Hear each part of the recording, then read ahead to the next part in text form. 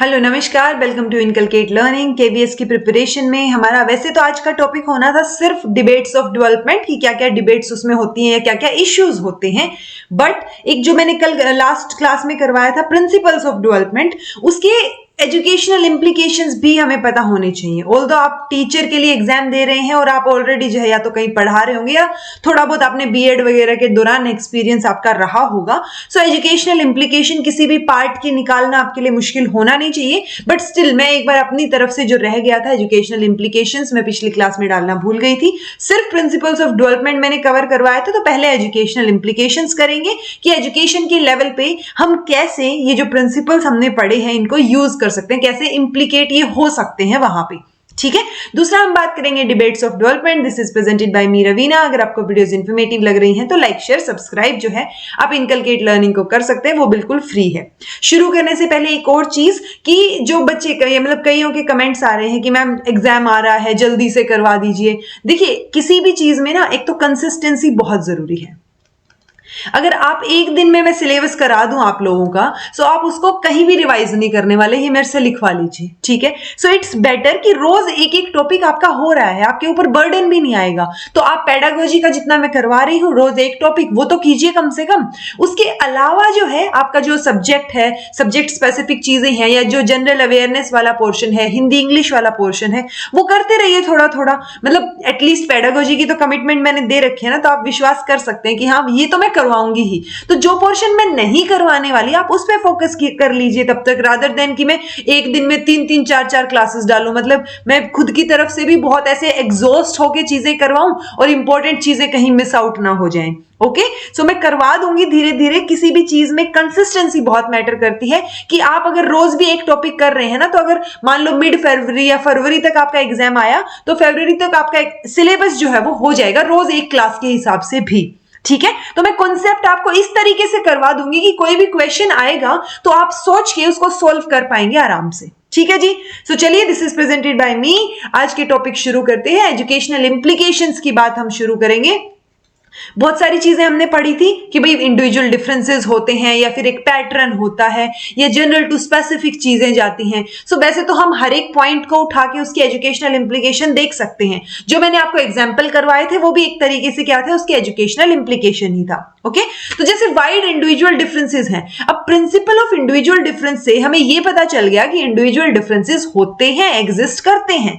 सो हमें अब अटेंशन देनी है कि हर एक इंसान का इंडिविजुअल पैटर्न क्या चल रहा है, ग्रोथ की रेट कैसी है। तो जब हमें वो चीज समझ आ जाएगी तो हम प्लानिंग जो कर रहे हैं ना हमारे एजुकेशन और उसके डेवलपमेंट की, सो उस प्लानिंग में हम इन चीजों को यूज कर सकते हैं। ओके, सेम अप्लाइज कि it helps us to know what to expect and when to expect. मतलब हमें पता है कि भाई छोटा बच्चा है या 5th क्लास में है बच्चा, तो उससे हम 10th क्लास जितना एक्सपेक्ट नहीं कर सकते, राइट। सो हमें यह पता होना चाहिए कि हम बच्चे से कब और कितना क्या एक्सपेक्ट कर रहे हैं। ठीक है, सो कब और क्या एक्सपेक्ट करना है ये चीज हमें समझ आ जाएगी अगर हमें principles of growth and development पता होंगे। कि हमें पता है कि एक पैटर्न होता है, बच्चा धीरे धीरे सीखेगा, उसको धीरे धीरे चीजें आएंगी। ओके, सो हमें ये पता होना चाहिए कि कब और क्या एक्सपेक्ट करना है बच्चे से, with respect to what, with respect to उसका फिजिकल, मेंटल, सोशल डेवलपमेंट या इमोशनल डेवलपमेंट, जो टाइप का डेवलपमेंट हम पढ़ते हैं, जो हम डोमेन ऑफ डेवलपमेंट में कवर करेंगे। ठीक है, सो हमें पता है कि अलग अलग स्टेजेस ऑफ डेवलपमेंट में अलग अलग पैटर्न होता है, अलग अलग चीजें होती हैं। तो हमें ये अच्छे से समझ आ जाएगा इसमें, इसके थ्रू। तो एजुकेशनल इंप्लीकेशन क्या हो जाएगा कि हमें पता होगा कि बच्चे से कब और क्या एक्सपेक्ट करना है। ठीक है जी, नेक्स्ट है जैसे डायरेक्शन का हमने पढ़ा, तो जो डायरेक्शन है या फिर जनरल पैटर्न है डेवलपमेंट का वो सेम है सबके लिए, मतलब इन जनरल सेम बोला जाएगा उसको। तो ये हमें गाइड करेगा कि अगर बच्चे में कोई अबनॉर्मेलिटी आ रही है या कोई चेंज दिख रहा है या एक डेविएशन दिख रहा है डेवलपमेंट से।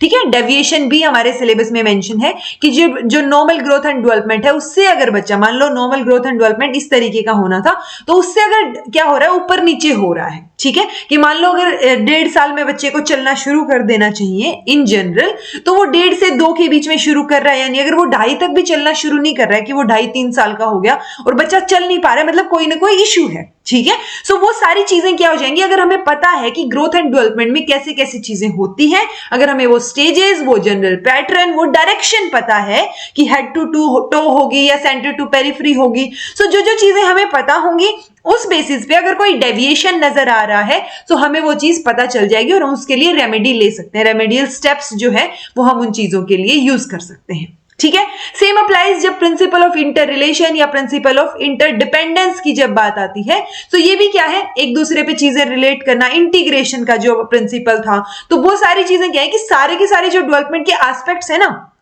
चाहे वो सोशल डेवलपमेंट हो, इमोशनल डेवलपमेंट हो, या फिर हमारा फिजिकल या मेंटल डेवलपमेंट हो, कोग्निटिव डेवलपमेंट, तो ये सारे एक दूसरे से क्या है, इंटरकनेक्टेड है, एक दूसरे पे डिपेंड करते हैं। कि अगर बच्चा अच्छे से खाना नहीं खा रहा या अच्छे से उसकी स्लीप कंप्लीट नहीं हो रही है तो उससे क्या होगा, उसके माइंड के ऊपर असर पड़ेगा। ठीक है, यानी उसके फिजिकल डेवलपमेंट में चेंजेस अगर हैं या उसमें कमी रह रही है, लिमिटेशंस हैं, सो बाकी जो टाइप या बाकी जो एस्पेक्ट बच गए ना डेवलपमेंट के, उसमें भी कहीं ना कहीं हमें गड़बड़ दिखेगी। तो हमें जब ये चीजें पता है कि ऐसे ऐसे हो सकता है, तो हम उसके न्यूट्रिशन का भी ध्यान रखेंगे। हम ध्यान रखेंगे कि उसको कोई स्ट्रेस ना हो, वो चीजें शेयर करे अंदर ही अंदर, बिल्कुल अंदर घुट के ना रहे कि बाद में एक टाइम पे बर्स्ट आउट हो।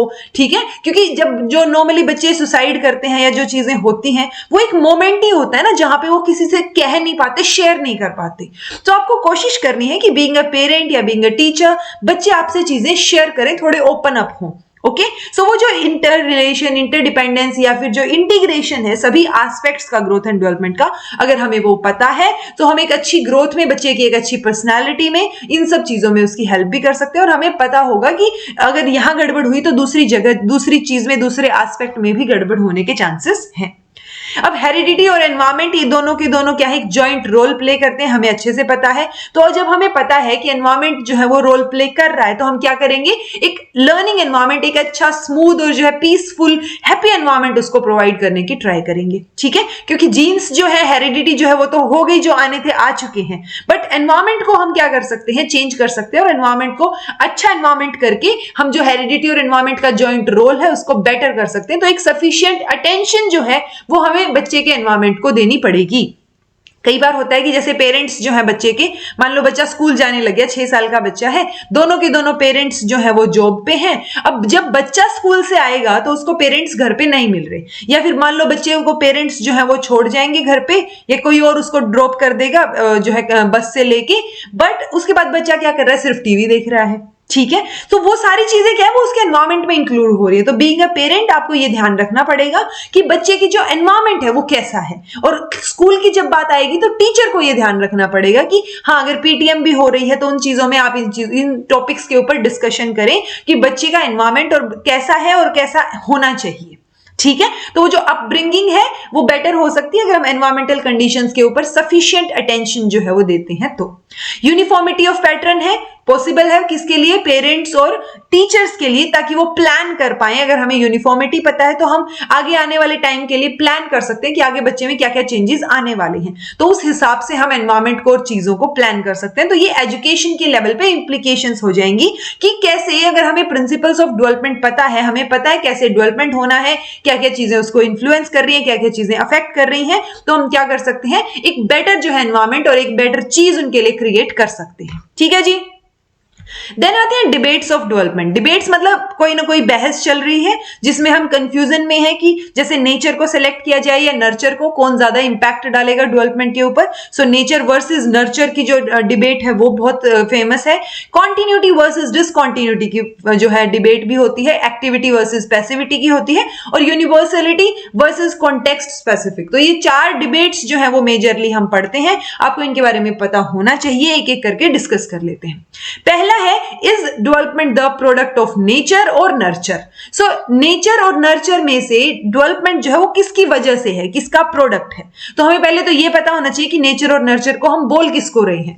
सो नेचर, जब हम चाइल्ड डेवलपमेंट की बात करेंगे तो नेचर का मतलब है चाइल्ड की जो हेरिडिटी है वो, और नर्चर का मतलब है जो कि एनवायरमेंट।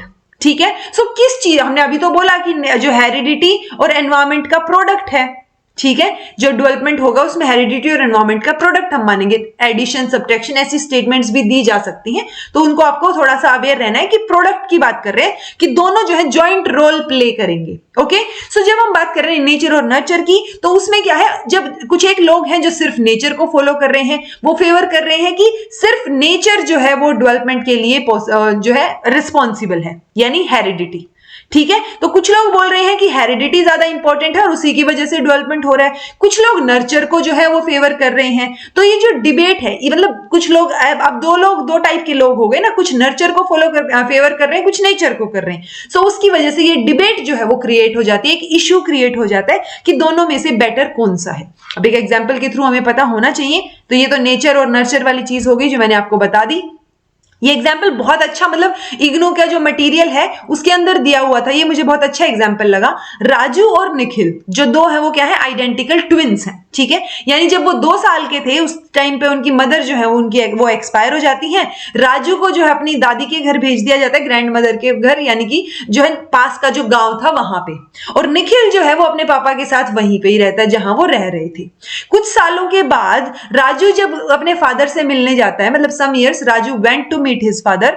राजू के फादर काफी सरप्राइज्ड होते हैं उसको देख के, मतलब वो फिजिकली भी उसका डेवलपमेंट अलग था, कंप्लीट था, मतलब अगर हम निखिल से कंपेयर करें तो, ठीक है, क्योंकि निखिल उसके पापा के पास रहा। राजू जब उससे मिलता है अपने फादर से, तो वो राजू के पापा देखते हैं कि ये तो लैंग्वेज में, सोशल बिहेवियर में, कोग्निटिव पार्ट्स में या फिजिकल जो है आउटलुक में, सब चीजों में बिल्कुल अलग है, ठीक है। सो वो क्या है, एक जो डिसिमिलैरिटी थी ना दोनों के एनवायरमेंट में, मतलब जो अपने फादर के पास रह रहा था उसके वहां एक अलग एनवायरमेंट था, जो दादी के पास चला गया उसके वहां एक अलग एनवायरमेंट था।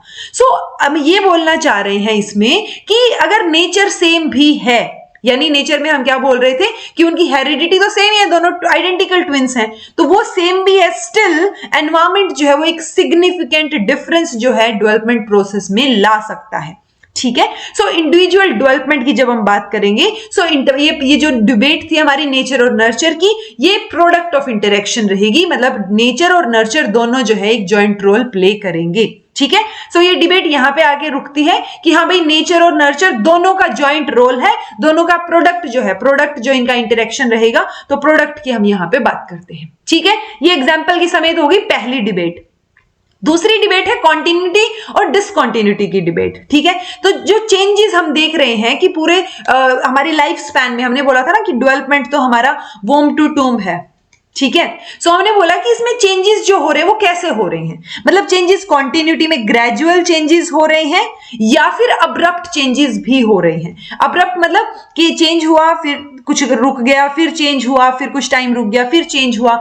जैसे अगर हम बोले तो डिसकॉन्टिन्यूटी मतलब हम एक स्टेयर चढ़ रहे हैं, सीढ़ियां चढ़ रहे हैं, और कॉन्टिन्यूटी में क्या है, एक स्मूथली जो है हम आगे बढ़ते जा रहे हैं, ठीक है। इसको कई बार इस तरीके से भी दिखा दिया जाता है, बहुत बुक्स में आपको एग्जांपल मिल जाएगा। जैसे ये क्या है, स्मूथ है, ये जो लड़की है यहां से शुरू होके और ये बड़ी हो गई, ठीक है। यहां पे क्या है, ये डिसकॉन्टिन्यूटी, जो स्टेयर्स वाला एग्जाम्पल मैंने आपको दिया, ठीक है। सो इसको तो हम जो कॉन्टिन्यूटी थियरी है वो सजेस्ट कर रहे हैं कि इंडिविजुअल डेवलपमेंट जो है वो स्मूथ और ग्रेजुअल प्रोसेस होगा, धीरे धीरे होंगी चीजें, ठीक है।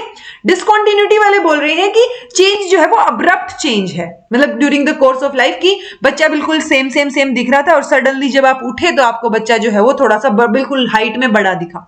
ऐसा तो पॉसिबल नहीं ना, डिसकॉन्टिन्यूटी थियरी ऐसा ही बोल रही है कि एकदम से, जैसे देखिए यहां पे बच्चा था, फिर एकदम से एक दिन वो ऐसा हो गया, एकदम से एक दिन बड़ी हो गई ये लड़की, फिर एकदम से बड़ी एंड देन और बड़ी हो गई, ठीक है। सो ये डिसकॉन्टिन्यूटी थियरी है हमारी। तो दो चीजें हो गई, एक नेचर वर्सेस नर्चर और एक हो गया कॉन्टिन्यूटी वर्सेस डिसकॉन्टिन्यूटी थियरी। इसीलिए हम बोलते हैं कि जो डेवलपमेंट है वो हमारा क्या है, कॉन्टिन्यूअस डेवलपमेंट होता है, ठीक है, कॉन्टिन्यूटी में चलता है, ना कि अब्रप्ट चेंजेस हमें देखने को मिलेंगे। देन आता है जी एक्टिविटी और पैसिविटी की डिबेट। एक्टिविटी अज्यूम करती है कि डेवलपमेंट का जो प्रोसेस है उसमें इंडिविजुअल जो है वो एक्टिव होना चाहिए, ठीक है, यानी ही और she does not accept what is coming naturally, बल्कि आप एक चॉइस ले रहे हैं। चॉइस मतलब ये होता है ना कि नेचुरली आपको जो इंस्टिंक्ट आ रही है आप बस चलते जा रहे हैं नेचुरली, ओके। लेकिन एक होता है आपके पास ऑप्शन है, चॉइसेस हैं, और आप उन चॉइसेस में से खुद सिलेक्ट करके अपना पाथवे सिलेक्ट कर रहे हैं, ठीक है। पैसिविटी में क्या रहेगा, जो नेचुरली आपके पास आ रहा है वो चीजें, और एक्टिविटी में क्या रहेगा कि बच्चा या जो भी ही या शी है वो नेचुरली वाली चीजें एक्सेप्ट नहीं कर रहा, वो अपनी चॉइसेस खुद बना रहे, एक्टिव है वो लर्निंग में। पैसिविटी में क्या है कि वो पैसिव है, whatever is coming in their pathway of development, जो वो सारी चीजें एक्सेप्ट कर लेते हैं जो कि उनके डेवलपमेंट के पाथवे में आ रही हैं। एक और एग्जाम्पल ये अपराजिता और माधवी का है, दोनों सेम क्लास में पढ़ती हैं। अपराजिता की कॉग्निटिव जो एबिलिटी है किसी भी चीजों को या हाई स्कोर को अचीव करने की वो है, जबकि वो क्लास में बिल्कुल ऐसे लाइट मैनर में रहती है, कोई ऐसे टेंशन भी नहीं लेती और कोई एफर्ट भी नहीं डालती पढ़ने का। Basically she is not interested in studies, but जो उसको नेचुरली उसके दिमाग में जाता जा रहा है वो वही वैसा ही लिख देती है और उसके स्कोर्स भी अच्छे आ जाते हैं। दूसरी तरफ माधवी है एक बच्ची, वो क्या है स्टूडेंट, वो वैसे तो एवरेज कॉग्निटिव एबिलिटी के साथ है बट वो हार्डवर्क उसके अंदर रखती है। मतलब जब वो वहां एडमिशन लेती है जहां उसका मन था, विलिंगली वो कहीं एडमिशन लेती है, वो कोर्स करने के लिए बहुत एक्साइटेड है, ठीक है, उसका मन करता है पढ़ने के लिए। जो पहला स्कोर था उसमें अपराजिता ने हायर स्कोर किया माधवी से, ठीक है, लेकिन जो लेटर स्कोर था उसमें माधवी की जब हम बात करेंगे तो दूसरे टेस्ट में, माधवी का जो पहला टेस्ट था उसमें तो ऑब्वियसली अपराजिता के मार्क्स ज्यादा थे, लेकिन माधवी का जब खुद से ही कंपैरिजन करें तो जो उसका सेकंड टेस्ट था उसमें काफी इंप्रूवमेंट हमें देखने को मिली। यानी कि वो एक्टिव थी और उसने क्या किया था, एफर्ट डाला था वहां पे। सो वो एक्टिविटी की डिबेट हो गई, ठीक है।